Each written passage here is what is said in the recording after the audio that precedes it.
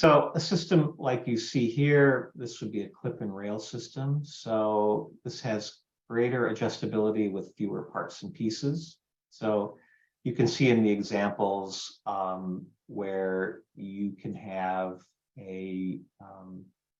that you could push the T-track down into the clip, or you can pull it out, so you can get these varying depths using the same materials. So it's very adaptable to your project. So in a case like this, where we have, say, a metal panel, and you're looking for the reveals, it's the same parts and pieces, just adjusted differently to allow for the installation with reveals, having the same subgird system in which to attach the panels to.